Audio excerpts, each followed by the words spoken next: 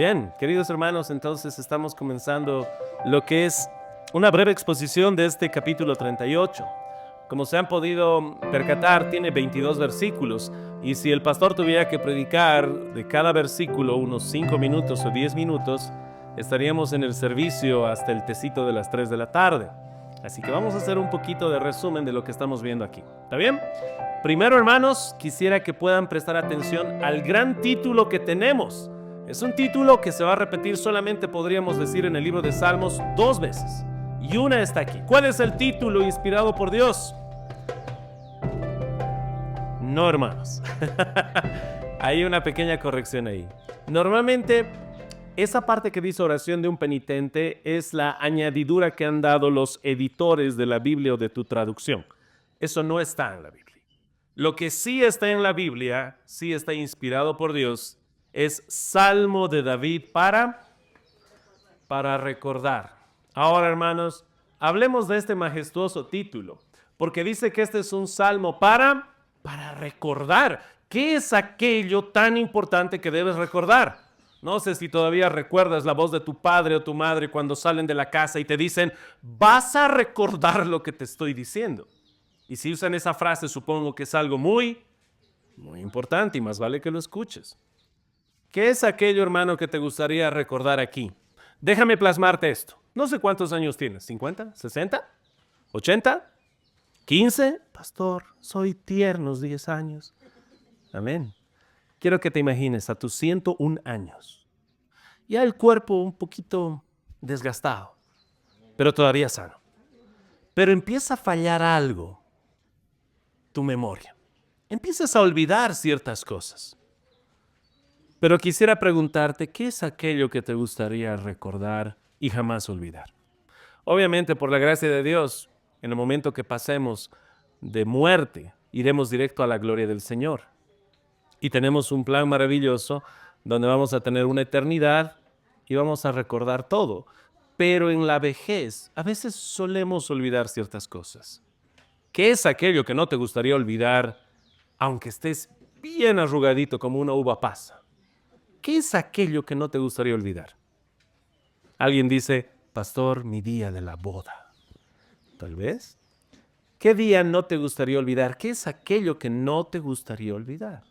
A mi mamá, a mi papá, el día que nació mi hijo. ¿Qué es aquello tan especial? Pues hoy, hermanos, espero que te sorprenda una vez más David. Aquello que él está diciendo, salmo para recordar, no está vinculado a ninguno de esos eventos. Está vinculado al castigo de Dios. Porque en este salmo vemos a David que está sufriendo físicamente y él reconoce que este sufrir viene de Dios como castigo por su pecado, por su iniquidad, por su transgresión y por su locura. Querido hermano, yo me hubiera sorprendido que alguien aquí me diga, pastor, quisiera recordar la vez que mi padre me disciplinó. Y yo, wow, ¿qué clase de disciplina fue esa? Hermanos, esto es algo que no se nos ocurre a nosotros. Esto es algo inspirado por Dios. Esto es algo que David dice por la obra y el poder del Espíritu Santo, porque a nosotros nos gusta recordar cosas que al mundo sin Cristo también les gusta recordar. Pero en el Espíritu Santo, el salmista dice, salmo para recordar. Este salmo del castigo de Dios. ¿Por qué es importante, hermanos? ¿Por qué es tan importante que nosotros podamos recordar el castigo que Dios nos da? Y eso es lo que vamos a hablar el día de hoy. Simplemente 3 puntos vamos a llevar. Espero que los puedan recordar. Primero, porque al recordar el castigo de Dios, recordamos que Dios está en control y Dios se da a conocer. Conocemos más a Dios a través de su castigo. Quiero que vean los primeros versículos que tenemos en este salmo. Jehová, no me reprendas en tu furor, ni me castigues en tu ira, porque tus saetas cayeron sobre mí, y sobre mí ha descendido tu mano. Nada hay sano en mi carne a causa de tu ira, ni hay paz en mis huesos a causa de mi pecado. Para que quede muy claro que no es Dios que está castigando simplemente sin ninguna razón, sino dice por mi pecado. Dice el siguiente versículo, verso 4, porque mis iniquidades se han agravado sobre mi cabeza, como carga pesada se han agravado sobre mí. Hieden y supuran mis llagas. Supurar es que sale pus. A causa de mi locura. Hubo algo que él no debía hacer, que lo hizo.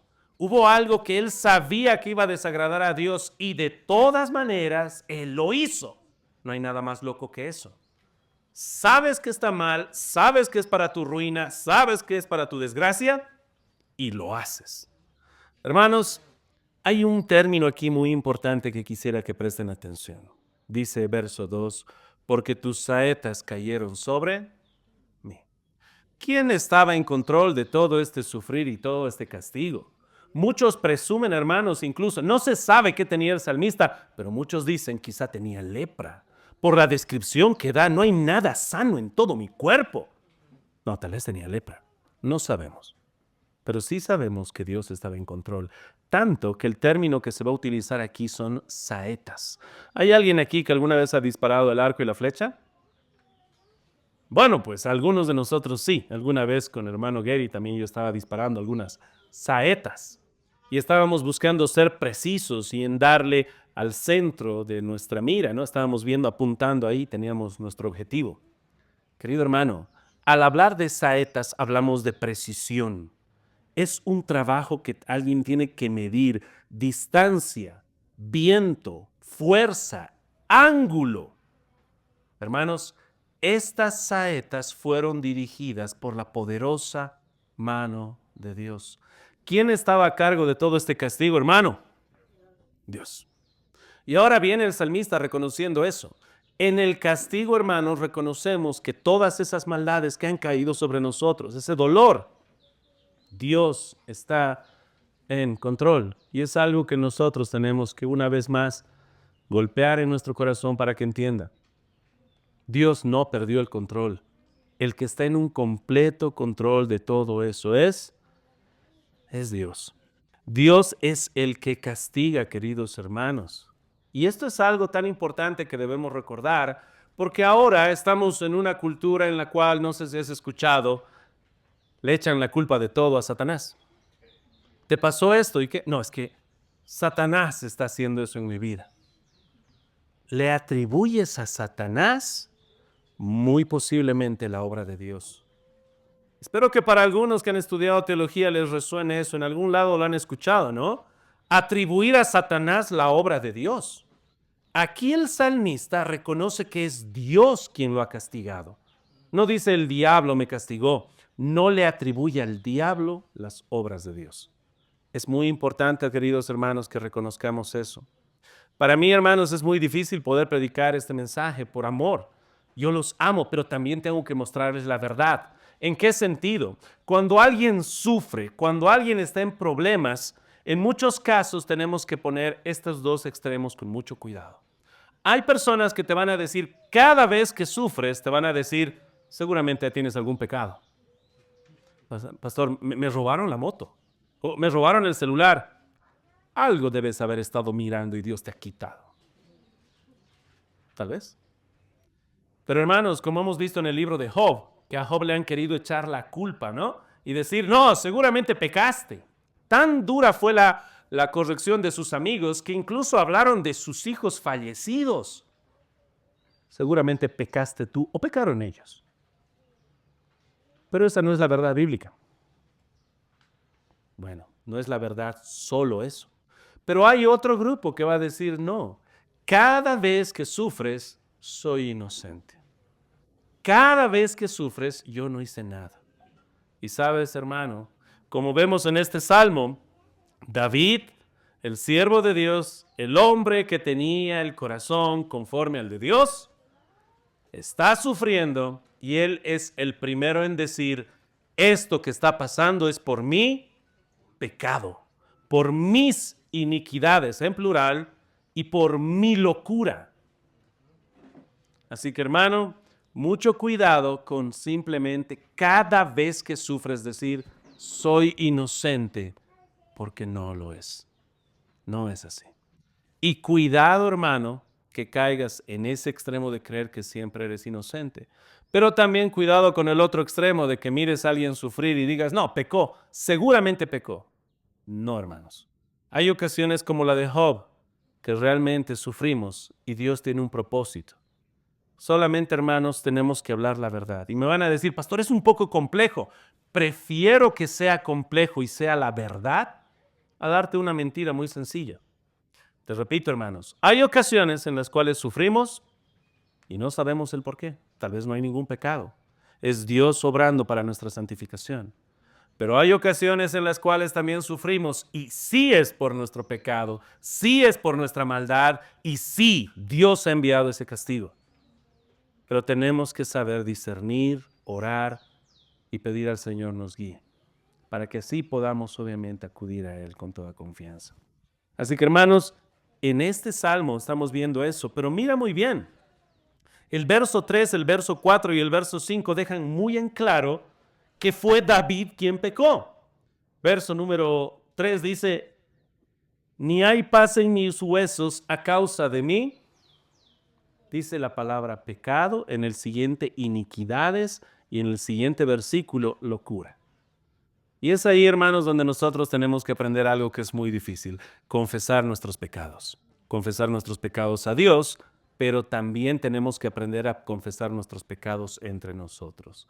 Si pudiera darte una pequeña aplicación con respecto a eso, ¿cómo confesamos nuestros pecados? Simplemente sería, mientras más pública fue tu transgresión, más pública tiene que ser tu confesión. Repetimos, mientras más pública fue tu transgresión, más pública tiene que ser tu confesión. Si tú pensaste mal de otro hermano y dijiste, ay no, ojalá se le arruine el auto, pero lo pensaste, no lo dijiste, ¿a quién tienes que confesar? A Dios, al que sí sabe lo que pensaste. De nada va a servir que vayas, hermano, antes que te vayas, quiero hablar contigo. Sí, ¿qué querías decirme? Hermano, quería pedirte perdón porque deseé que se arruine tu auto y te mueras. Hay cosas que no es necesario que las digas. Pero si tu pecado fue público, más pública debe ser tu confesión. De tal manera que si tú hiciste algo muy perverso en una reunión de miembros y tú acusaste a una autoridad y la juzgaste y murmuraste públicamente y se probó que era mentira, tu confesión también tiene que ser tan pública como tu transgresión. Eso es algo que debemos tener mucho cuidado, hermanos, porque a veces en los juicios injustos dentro de las iglesias hay pecados públicos, especialmente de los oficiales, que se tratan de manera privada. Si el pecado fue público, se tiene que tratar de manera pública, sin encubrir el pecado. Recuerda que el amor cubre multitud de pecados. ¡Cubre! No es lo mismo que encubre, ocultar. ¿Está bien? Así que, hermanos, avancemos al siguiente punto que me gustaría mencionar. ¿Por qué entonces es tan importante recordar que el castigo proviene de Dios? Número uno, porque así recordamos que Dios está en control y no le andamos echando la culpa siempre a Satanás. Y a través de reconocer que Dios está en control, también le conocemos más a Él. Quisiera que puedan ver lo siguiente a través de estos versículos. En el verso número 12, hallamos que dice así: todo lo que, hermanos, se va a revelar en medio del castigo de Dios. Verso 12. Los que buscan mi vida arman lazos y los que procuran mi mal hablan iniquidades y meditan fraudes todo el día. ¿Sabes qué se manifiesta? ¿Sabes qué da a revelar el castigo de Dios? Da a revelar quiénes son tus enemigos, da a revelar quiénes son tus verdaderos amigos, la calidad de esos amigos. Eso lo vemos también en el verso 11. Mis amigos y mis compañeros se mantienen lejos de mí, de mi plaga, y mis cercanos se han alejado. Así que, así como cuando tú llevas una joya y la llevas al joyero y dices al joyero, ¿no? Encontré este anillo, creo que es de oro, ¿será que me lo puede verificar? Y él le va a echar un reactivo y va a decir, no, lo siento, te han engañado, no es oro, ¿verdad? De esa misma manera, cuando Dios castiga y trae ese juicio, va a revelar ciertas cosas. Una de ellas van a manifestarse mucho más quiénes son tus enemigos. Si yo te dijera el día de hoy, hazme una lista de cuáles son tus enemigos, ¿qué tan larga sería esa lista? Pero cuando venga el castigo de Dios, cuando estés sufriendo, esa lista se va a incrementar. Aquellos que ya están se van a remarcar más como enemigos y aquellos que tú pensabas que no eran tus enemigos se van a manifestar. El salmista está clamando esto. Hay gente que le quería hacer daño, hay gente que no le podía hacer daño, pero hablaba mal de él. Por eso dice que hablaban fraudes todo el día. Y aquellos que no pueden hablar están meditando todo el día cómo hacerle mal. Así que este tiempo del castigo también manifiesta algunas cosas, como enemigos y también amigos. ¿Quiénes son estos verdaderos amigos que todavía se quedan y cuáles son los amigos que se fueron? Esto también va a manifestar el castigo de Dios. Por si acaso, hermano, ¿qué pasa con aquellos amigos que se manifiestan que no eran genuinos? Tu trabajo no es amargarte, tu trabajo es interceder por ellos. Y aquí viene de las cosas que revela el castigo de Dios, enemigos, amigos, una de las más importantes. Revela tu corazón. Revela tu corazón, porque mira lo que hace el salmista en este momento de todo esto, verso 13. Mas yo, o sea, ya hablo de los enemigos, ya hablo de los amigos, mas yo como si fuera sordo, no oigo. Soy como mudo que no abre su boca, soy pues como un hombre que no oye, en cuya boca no hay reprensiones. ¿Sabes qué hace en medio de este sufrir? No está pagando con mal el mal. No está empezando a murmurar ni vengarse. Y cuando dice que no hay reprensiones en su boca, es de que él no está discutiendo para justificarse cuando lo acusan. Así como David cuando estaba escapando de su hijo y vino un hombre perverso a echar tierra sobre él y al decir, bien hecho, hombre sanguinario, mereces todo lo que te pasa. Y David dijo, déjenlo que hable. Dios lo envió. Pero David, vamos, yo te puedo traer su cabeza en un momento. Déjalo. Déjalo. No se puso a discutir con él. No lo llamó y le dijo, ven, vamos a debatir si realmente soy ese hombre sanguinario. Callado, como un hombre sordo. Querido hermano, el tiempo del castigo revela realmente quién eres tú. Va a revelar tu corazón. En el tiempo del castigo, y tú sabes que fue Dios el que dio ese castigo, ¿qué haces? ¿Te rebelas? ¿Lo culpas? ¿Lo maldices? ¿Te alejas? ¿Qué haces? Y esto es algo, hermanos, muy importante. El castigo de Dios va a estar revelando nuestro corazón. Y por eso, hermanos, tenemos que prestar mucha atención para que nosotros podamos ser edificados. Como has estado viendo ahora, dice el verso número 14, soy pues como un hombre que no oye, en cuya boca no hay reprensiones. Muchos de nosotros hemos sufrido por el castigo de Dios y no hemos querido reconocer que ha sido Dios, le hemos querido echar la culpa al diablo. Y cuando alguien nos ha dicho, quizá es por tu pecado, hemos dicho, no. Y lo curioso es esto. Dice aquí, no hay reprensiones en mi boca, pero quizá en tu boca sí hubo reprensiones. Hubo defensa, hubo argumentación. No fue por mi pecado y te voy a explicar las 51 razones por qué no fue. Hermano, no eres Job,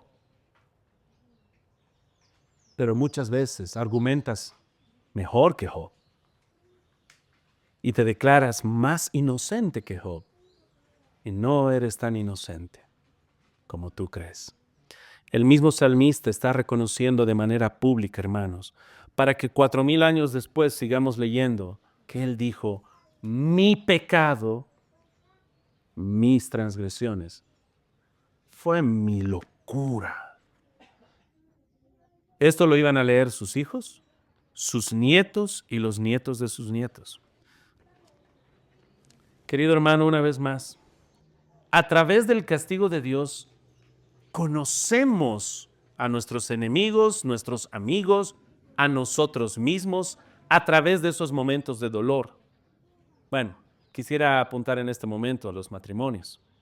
Querido hermano, querida hermana, me gustaría saber qué hay en tu hogar que tu marido aprecia y le gusta mucho. Quizá es su motocicleta, o quizá, como en mi caso, tengo mis copas especiales. Por si no lo sabías, tengo algunas copas que son muy especiales. ¿Por qué? Porque les decía a algunos hermanos, a veces yo hallo satisfacción en cosas sencillas, ¿no? Si llego a mi casa y me dan un vasito de plástico, de esos desechables, un poco de agüita fría, yo la disfruto. La verdad, genuinamente, qué rico. Pero si mi hijo me trae esa misma agua fría, pero en un vaso de cristal de esos que me compré en la cancha, oh. Pero si a eso le añade hielo, ah. Pero yo tengo una maquinita de plástico para hacer hielo especial, es un hielo transparente, no es hielo nublado, es un hielo que parece cristal. Y eso lo pone más, oh hermano, pero aprecio mucho mis copitas. ¿Qué pasa si un día traes a mi hijo? Se tropieza y la copa cae y se parte en 1000 pedazos. Oh, hijo, yo te amo tanto. Y en el momento que se cae, va a salir de mi corazón ira, enojo, furia. ¿Voy a mostrar que amo más esa copa que a mi mismo hijo? Querido hermano, cuando viene el castigo de Dios y te quita posesión, trabajo, salud, hermano mío, va a manifestarse si amabas más eso que te quitaron que a Dios. Tal vez te enojas con Dios, tal vez te amargas con Dios. Y eso es lo que el salmista está mostrando ahora. En medio de todo ese sufrir, su énfasis es Dios. Yo soy el culpable. Si Dios hubiera sido realmente justo con mi maldad, debería estar en el infierno. Gloria a Dios que Él tiene ira y gracia. Porque si solamente fuera su ira con justicia, todos nosotros estaríamos en el lago de fuego actualmente, desde el nacimiento. Así que hermanos, revela todo eso, pero hay algo muy importante que nos revela también el castigo, que a veces nosotros no queremos comprender, pero es mi trabajo poder mostrarte esto.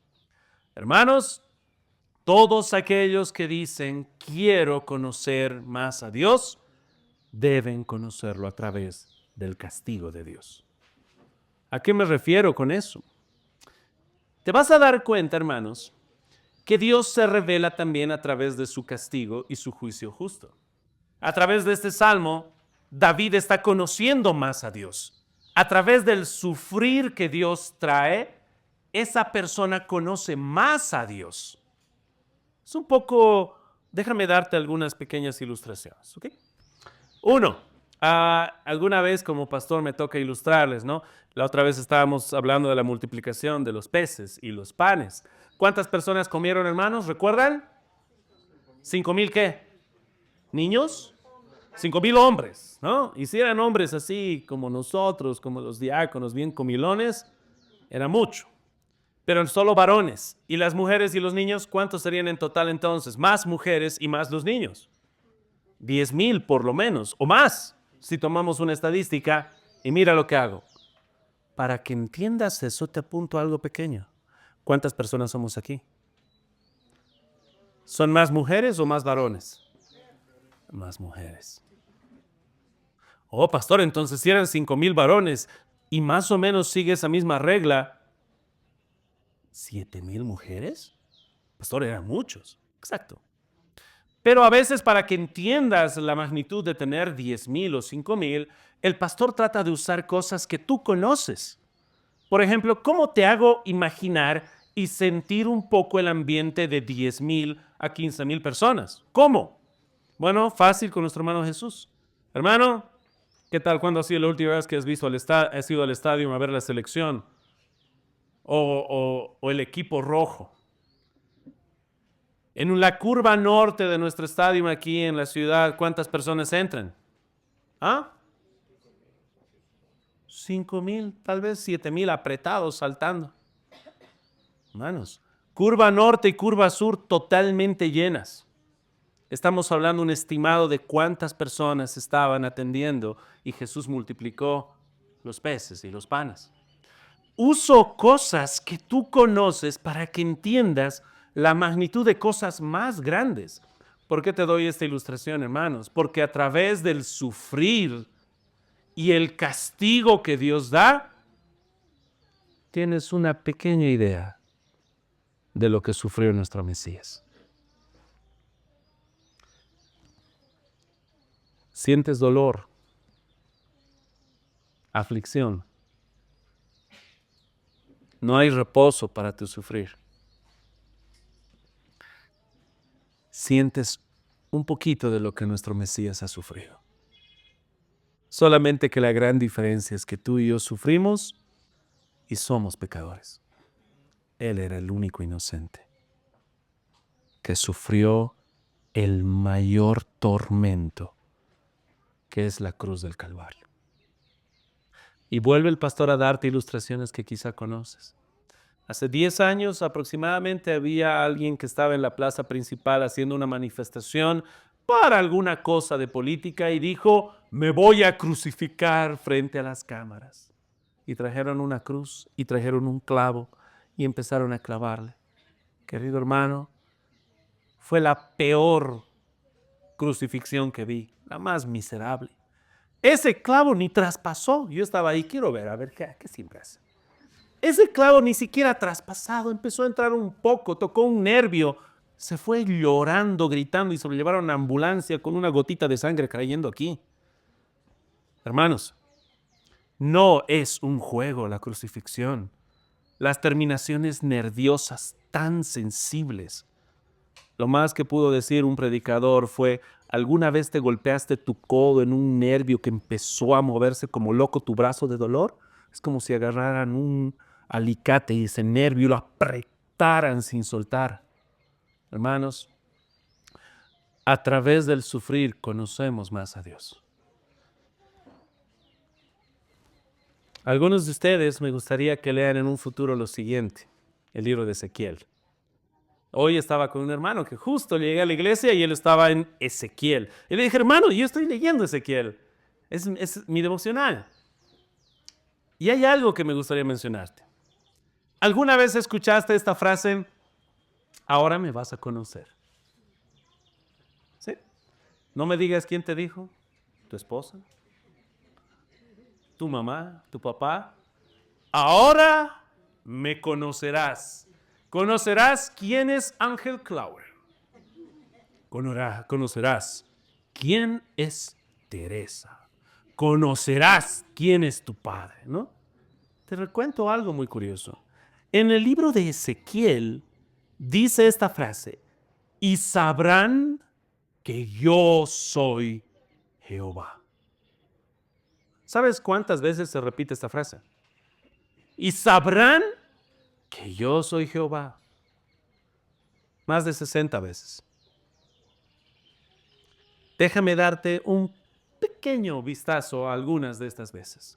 En el libro de Ezequiel, capítulo 6, si pueden ir brevemente, hermanos.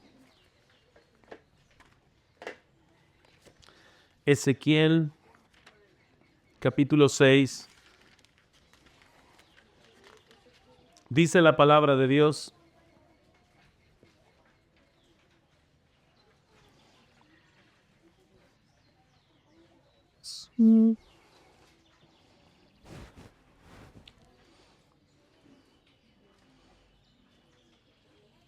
Dice la palabra de Dios, el verso número 7. Y los muertos caerán en medio de vosotros y sabréis que yo soy Jehová. Es en medio del juicio que viene. Viene un juicio tan terrible que Dios va a estar diciendo, van a tener su calle pavimentada de muertos. Y sabrán que yo soy Jehová. En el castigo, en el juicio justo, conoces quién es Jehová. Verso 10. Y sabrán que yo soy Jehová, no en vano dije que les había de hacer este mal. Dios va a traer este mal y dice, y van a saber que yo soy Jehová. Verso número 13. Y sabréis que yo soy Jehová cuando sus muertos estén en medio de sus ídolos en derredor de sus altares, sobre todo collado alto, en todas las cumbres de los montes, debajo de todo árbol frondoso y debajo de toda encina espesa, lugares donde ofrecieron incienso a todos sus ídolos. Dios les está diciendo, ¿se ubican todos los lugares abundantes de idolatría que tienen? Sí. Bueno, pues, ahí también estarán llenos de cadáveres y sabrán que yo soy Jehová. Verso 14. Y extenderé mi mano contra ellos, y donde quiera que habiten, haré la tierra más asolada y devastada que el desierto hacia Diblat, y conocerán que yo soy Jehová. O sea, si se escapan y tratan de edificar en otra tierra, esa tierra va a quedar como desierto, no les va a producir nada, y sabrán que yo soy Jehová. ¿Por qué hay más de 60 menciones así en este libro de Ezequiel? ¿Por qué tenemos el libro de Lamentaciones donde se nos relata el juicio de Dios y el juicio de Dios y el juicio de Dios? Y hermanos, es porque a través del juicio de Dios conocemos más a Dios. Conocemos lo que Él ama y lo que Él aborrece. Conocemos su ira, pero su ira contenida porque los podía haber destruido. Y conocemos también su misericordia porque Él, así como destruye, Él restaura y edifica. Como un padre castiga y luego abraza y consuela a su hijo. Hermano, yo sé que estás estudiando griego, yo sé que estás estudiando teología sistemática, teología bíblica, yo sé que lees, escuchas predicaciones, pero no quiero que pierdas esto, hermano. Sabrás quién es Jehová cuando medites en el castigo que Dios dio. ¿Cuánto ha sido la última vez que tú te has puesto a meditar en el último castigo que Dios te dio? No, pastor, ni quiero recordar. Hermano, recuerda. Así como el Salmo para recordar. Sí, pastor, quiero recordar y lo amo más. Porque Él me castigó para mi bien y me restauró para mi bien. Hermano, a través del castigo conocemos más a Dios. Así que, hermano, cuando alguna vez te encuentres en una lectura de Ezequiel o Lamentaciones y digas, pastor, es un juicio terrible, no sé en qué me va a edificar, hermano, ahí conoces quién es Dios. Todo el juicio que tenía que caer sobre ti, cayó sobre Cristo. Y actualmente, hermano, cuando Dios nos castiga, no lo hace por nuestro bien, para que más adelante no estemos, obviamente, en peor consecuencia. Y finalmente, hermanos, recuerda que esto que hace Dios nos castiga, nos reprende, porque Dios quiere santificarnos. Mira cómo empezó el Salmo 38. Dice así. Salmo de David para recordar: Jehová, no me reprendas en tu furor, ni me castigues en tu ira, porque tus saetas cayeron sobre mí ha descendido tu mano. ¿Y cómo vemos que termina el Salmo? No me desampares, verso 21, oh Jehová, Dios mío, no te alejes de mí. Apresúrate a salvarme, ayudarme, oh Señor, salvación mía, o mi salvación. ¿Ves cómo el salmista está ahora sufriendo, pero está siempre esperando en Dios? Hasta lo último. ¿Qué dice un poco más adelante, hermanos? En el verso número 17. Pero yo estoy a punto de caer. Mi dolor está delante de mí continuamente. Hermanos, el salmista decía, no, yo ya estoy a punto de terminar la batalla. Ya estoy a punto de caer. Pero sigue esperando en Dios. No hay ese tropezar final, hay una perseverancia que viene por la preservación de Dios. Si tú reconoces que Dios está en control, entonces esperas hasta lo último, sin desesperar. Y esto es algo muy importante, hermanos. Dios usa todo este castigo como un instrumento de aprendizaje para que tú y yo podamos conocerlo y aprender y clamar a Él Él trajo el juicio y Él es el único que puede curar nuestras heridas. Tenemos que recibir su instrucción, tenemos que recibir su dirección. Por si acaso, hermanos, algunas veces vas a hallarte en versículos y en pasajes donde el pueblo fue castigado. Y uno dice, ¿no? No, pastor, ya fueron tan castigados que seguro aprendieron. Pero creo que nunca tuviste hijos. ¿Alguna vez tú castigaste a tu hijo porque hizo algo malo? Sí. ¿Y cuánto tiempo tardó para que lo vuelva a hacer? ¿Ah? ¿5 minutos? ¿Media hora? Vamos a ir a algo más. ¿Cuándo fue la última vez que diste una corrección a tu marido y lo volvió a hacer de nuevo? Queridos hermanos, hay ocasiones en las cuales yo quiero sorprenderme, pero luego recuerdo lo pecadores que somos. El pueblo de Israel recibió el juicio, un juicio tan grande, hermanos, que si leen el libro de Lamentaciones, lean el capítulo 4, las mujeres más piadosas se comieron a sus hijos. No puede uno concebir eso en su mente, pero eso sucedió. Y después de todo el juicio, y el rey, ese rey que no quiso obedecer, que recibió dirección de Dios, haz esto y vivirás, y él hace lo contrario. Sus hijos son degollados uno por uno, y a él al final le sacan los ojos. Y no hallas la simbología de esto, hermano, pero tiene gran relevancia. Lo último que vio cuando tenía ojos fue morir a sus hijos, por su culpa. Y ahora no tiene ojos y es llevado preso a Babilonia. Y ahora el pueblo se acerca a Jeremías y le dice, Jeremías, Babilonia nos ha dicho que nos quedemos aquí bajo su protección. Aquellos que nos han destruido dicen que nos quedemos acá, pero nosotros queremos decidir, o nos quedamos acá o nos vamos a refugiar a Egipto. ¿Qué hacemos? Más adelante lo lees en el libro de Jeremías 42 y 43. Y ellos dijeron una frase que me partió el corazón porque dijeron, consulta a Jehová por nosotros y lo que Él diga haremos. Y vino la respuesta de Dios. Y el profeta Jeremías regresó con lo que Dios quería. Y les dijo, Dios dice que se queden en Jerusalén y continúen sus vidas. No vayan a Egipto. Si se van a Egipto, yo voy a llevar a Nabucodonosor a Egipto y va a destruir Egipto. Quédense aquí. ¿Qué crees que hizo el pueblo? No, Jeremías, tú nos estás mintiendo. Vamos a irnos a Egipto. Y fueron a Egipto. Y allá fue Babilonia y destruyó todo. Les contaba a mis hijos, salió un artículo, no sé si era tan cierto, tenía el nombre, pero quisiera verificar los datos.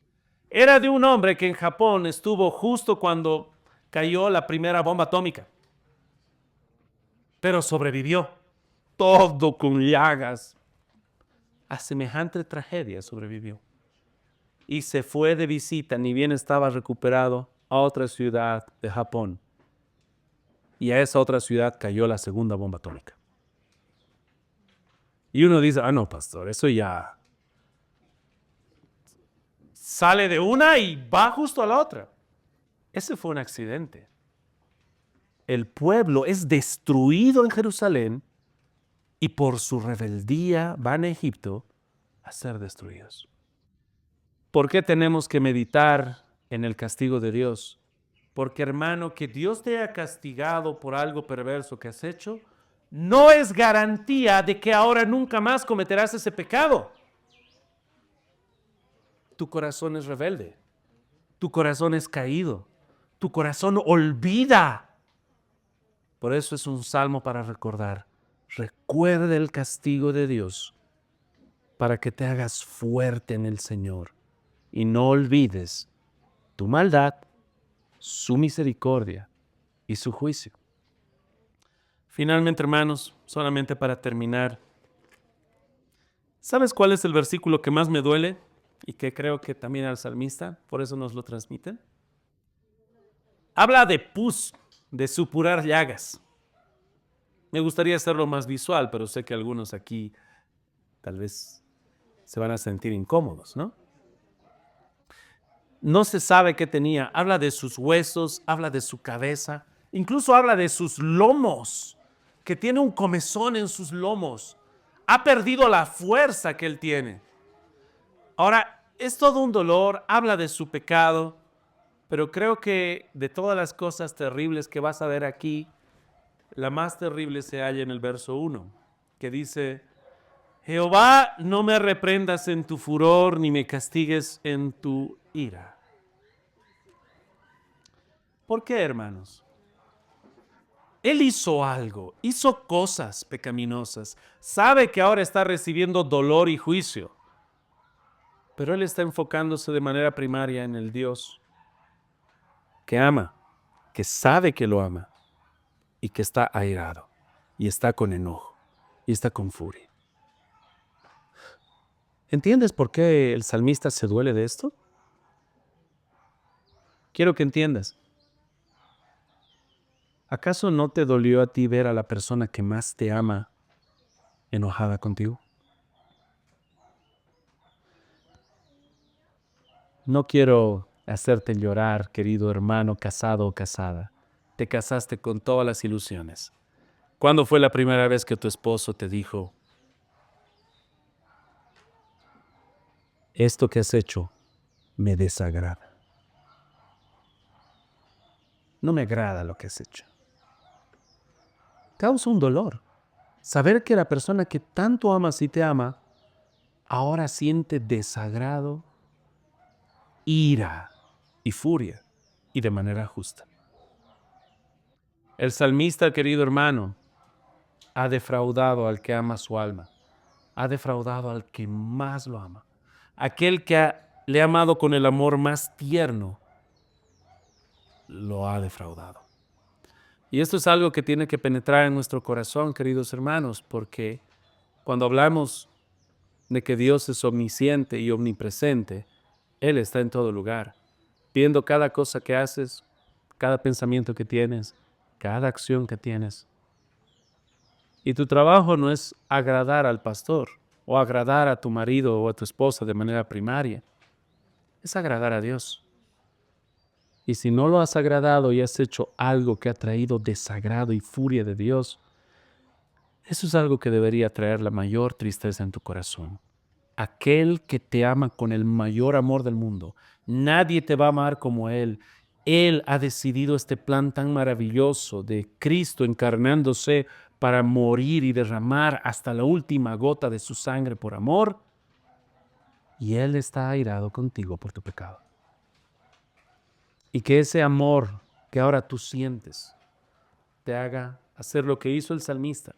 Arrepentirte de tu pecado, confesar tus pecados y transgresiones y acudir a Dios. Queridos hermanos, el libro de Primera de Juan, que están estudiando ahora nuestros hermanos en Santa Cruz, dice así. Primera de Juan, capítulo número 1.